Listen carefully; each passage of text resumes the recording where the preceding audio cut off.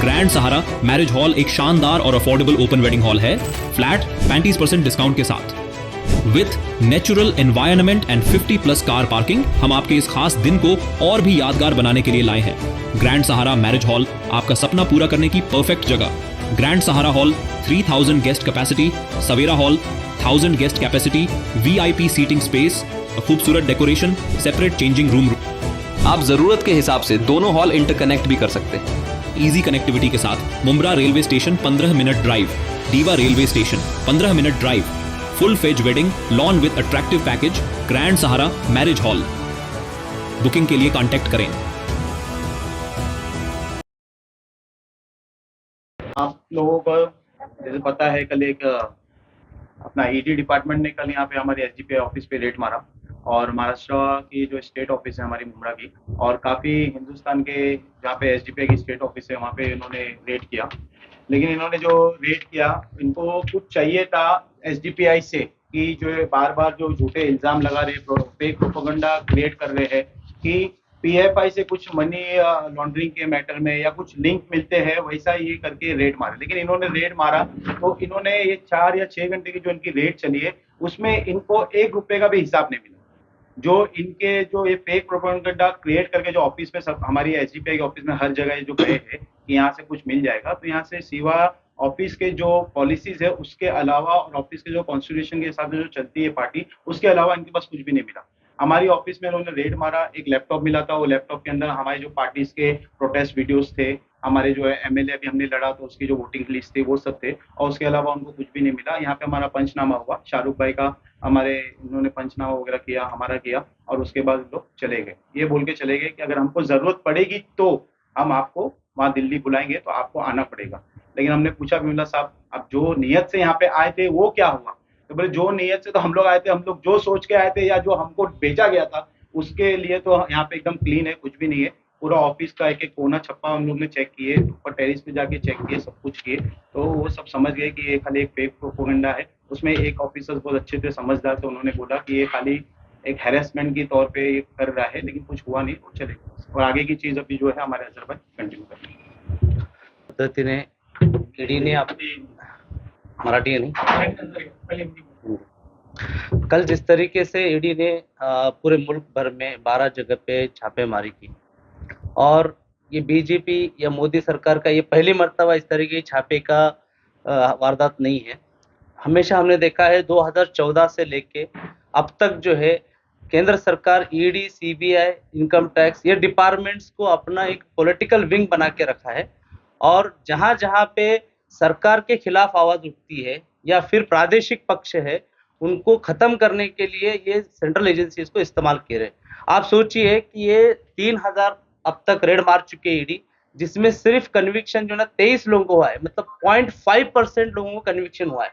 मतलब ये साफ दिखाई देता है किस तरीके से गवर्नमेंट जो है ईडी को इस्तेमाल करके अपोजिशन को खत्म करना चाहती है। अभी हाल ही के दिनों में आपने देखा होगा कि social democratic party of India का वक्फ बिल को लेके पूरे मुल्क में जो है बड़े तौर पे प्रोटेस्ट हुआ है। सिर्फ एक स्टेट में नहीं, ये डिस्ट्रिक्ट में नहीं, महाराष्ट्र में बड़े पैमाने पे हुआ, और पूरे आवाम जो है मुस्लिम समाज के अंदर से इस ताल्लुक से लेके बहुत ही मतलब एग्रेसिव जो है इस चीज को लेके अपोज कर रहे हैं एग्रेसिवली, और ये चीज झलक रही थी। और ये उठाव कहीं बड़ा ना हो जाए, ये प्रोटेस्ट कहीं बड़ा आंदोलन की शक्ल ना ले, क्योंकि CA/NRC के वक्त में उन्होंने देखा है जब समाज जागरूक होता है किस तरीके से महिलाएं और जागरूक समाज जो है रास्ते पे आके उसका मुखालिफत करता है, सरकार के नीतियों की मुखालिफत करता है। और जो वक्फ अमेंडमेंट बिल उन्होंने पेश किया हुआ है, इसको पूरी तरीके से नाराजगी है। कहीं ना कहीं आंदोलन को दबाने के लिए जो है ये ईडी जैसे जो केंद्रीय एजेंसी है उसको इस्तेमाल कर रही है। और हम ये कहना चाहते हैं कि ईडी का इस्तेमाल जो है ना, आप लोगों ने पूरे अपोजिशन जितने पार्टीज है, चाहे वो TMC हो, राष्ट्रवादी हो, या फिर कांग्रेस हो, या फिर शिवसेना हो, ये सारे पार्टियों के खिलाफ में उन्होंने किया हुआ है, अब तक करते आ रहे हैं, हमने देख कभी है। तो आप भी देख सकते हैं कि आंदोलन के मुकाबले में इमीडिएटली 2022 का केस, उसमें जनवरी में हमारे राष्ट्रीय अध्यक्ष ईडी के ऑफिस में जाके स्टेटमेंट देते हैं। उसके बावजूद जो है अभी दिल्ली जा रहे थे, दिल्ली एयरपोर्ट में ईडी के ऑफिस जा रहे थे, एयरपोर्ट से उठाया गया। मतलब कहीं ना कहीं ड्रामेटाइज करना है, एक टेरर क्रिएट करना है, ताकि इश्यूज के ऊपर आप जो है ना, आवाम या कोई सामाजिक संस्था या पॉलिटिकल पार्टी, आप इस पे बात ना करो। बात करेंगे तो दबाव जाओगे। लेकिन हम उनको वाजे करना चाहते हैं कि एसडीपीआई का जो यस है ना, वो सोशल रिफ्लेक्ट करता है, ना कि सावरकर रिफ्लेक्ट करता है। तो हम वो माफी विरोध में नहीं है। जिस तरीके से महाराष्ट्र के अंदर सत्ता पलट की गई, ना सिर्फ महाराष्ट्र में और भी स्टेट्स में उन्होंने ईडी का इस्तेमाल करके सत्ता पलट किया है, अपना राजकीय अस्तित्व बरकरार रखने के लिए ये लोग सेंट्रल एजेंसी को यूज कर रहे हैं। और आज ये जो ईडी है वो एक मजाक बन चुका है, उसकी क्रेडिबिलिटी कोई नहीं रही है। आज जब भी ईडी का रेड होता है, लोग ये सोचते हैं कि इन्होंने क्या किया है ऐसा लोगों के लिए जो यहाँ पे ईडी का रेड हुआ है। ये लोगों की आम सोच हो चुकी है।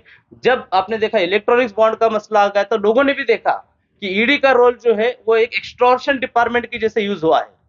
जिन जिन बड़े बड़े कंपनीज को जो है ईडी ने फंड नहीं मिलता था बीजेपी को, उन कंपनीज को ईडी का नोटिस देके उनसे हजारों करोड़ के तौर पे जो है फंड लिया गया है इलेक्ट्रॉनिक बॉन्ड के माध्यम से।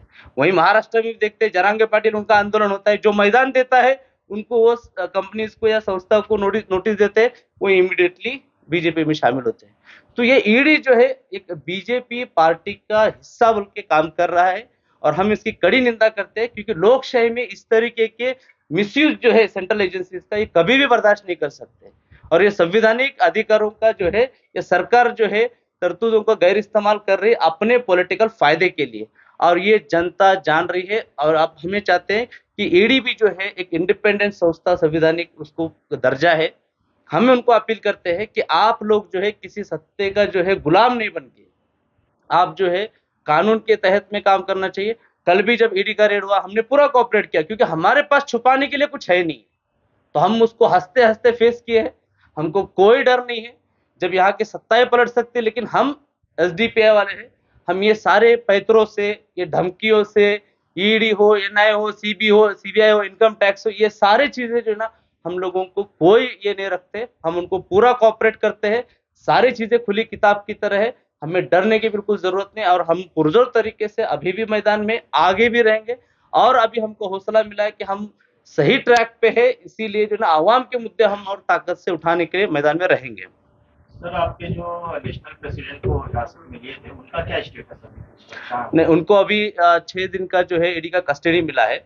उन्होंने मांगे थे 10-12 दिन के लिए, लेकिन कोर्ट में भी जो है ना, जब हमारे वकीलों ने दावे पेश किए कि क्या बेसिस पे लिया जा रहा है, तो वहां पे उनके पास सही से जवाब नहीं थे, इसलिए कोर्ट ने भी जो है ना एक 6 दिन का उनको कस्टडी दिया हुआ है। लैपटॉप यहाँ से ले गए तो क्यों ले गए? उसमें क्या ऐसा कुछ था उनको नजर आया कि दिखाना जरूरी था? देखिए, वो खाली हाथ जाते ना, तो शायद उनके लिए शर्मिंदगी की बात होती। आपको मैं बताता चलूं, ये नोटबुक क्या होगा इसमें, जो मिनट्स ऑफ मीटिंग लिख रखते हैं, कुछ भी लेके जाना, कुछ भी लेके जाएंगे आप। यहाँ पे रखे हुए हमारे कुछ पेपर होते हैं, एफआईआर की कॉपी या कुछ होंगे शायद इसके, तो वो तक लेके गए हैं। दिखाने के लिए कुछ तो चाहिए ना, काम किए बोल के, तभी तो संदिग्धता बरकरार रहेगी, मिस्टीरियस बना रहेगा और प्रोपोगंडा चला सके। वो लैपटॉप में क्या रहेगा, एडिटिंग होता था, वीडियो एडिटिंग और जो भी होता है पार्टी का कार्यक्रम होता है, उसके ताल्लुक से वीडियोस थे उसमें, और कुछ भी नहीं था। लेकिन जिस तरीके से आरोप लग रहे हैं कि पॉपुलर फ्रंट ऑफ इंडिया दहशतवादी से संगठन, कोई आपका पार्टी का कार्यकर्ता है तो इसमें जुड़ा हुआ है? नहीं, देखिए, जो आरोप लगा रहे ना, आरोप लगाना उनका काम है, और आरोप में बेसलेस एलिगेशन है। क्योंकि इसके पहले भी जो है आपने देखा होगा, यशवंत सिंधे, उन्होंने आरोप लगाया था कि भाजपा को इलेक्शन जिताने के लिए जो है ना आरएसएस ने पूरे मुल्क में जो है ना बम ब्लास्ट करने के लिए बोला था। अच्छा, ये कहीं पर भी बोली हुई चीज नहीं है, कोर्ट में बोला है उन्होंने, कोर्ट में। आरोप की बात करते हैं, आपको एविडेंस बताते हैं हम लोग। इंद्रेश कुमार भाजपा आरएसएस का ही है। आईएसआई से इंद्रेश कुमार को फंडिंग होती थी, ये लास्ट टाइम पे इन्वेस्टिगेशन में अजमेर ब्लास्ट के अंदर वो सामने आया था, वो तो आरोप नहीं था। यहाँ पर जो है सिर्फ आरोप है। क्या आरोप है? जब कोई ऑर्गेनाइजेशन आप बैन करते हैं, उसके बाद अगर आप उससे कुछ रिलेशन रखते हैं तो दैट इज डिफरेंट थिंग। अगर हजारों एनजीओ जो है, आज एसडीपीआई के बहुत सारे प्लेटफॉर्म पे हम लोग जाते हैं एनजीओ के, हमको सोचना पड़ेगा कौन से एनजीओ बैन होने वाले, किसके पास हम ना जाए, है ना। और ये पॉलिटिकल पार्टी है, इस पार्टी में कई सारे एनजीओ के लोग आ सकते, जा सकते, हम लोग उनको बैन नहीं कर सकते कि हाँ ये आप आएंगे, हम पूरा बैकग्राउंड वेरिफिकेशन करेंगे, आप कौन से ऑर्गेनाइजेशन के, तो हम लोग ब्लॉक नहीं कर सकते उसको। कल अगर आरएसएस का कोई बंदा मन परिवर्तन करके, माफी मांग के, अपने आप को संविधान पे चलने की आस्था रखते हुए अगर हमारी पार्टी ज्वाइन करते, तो हम ले लेंगे उनको, इसमें कोई ये नहीं है।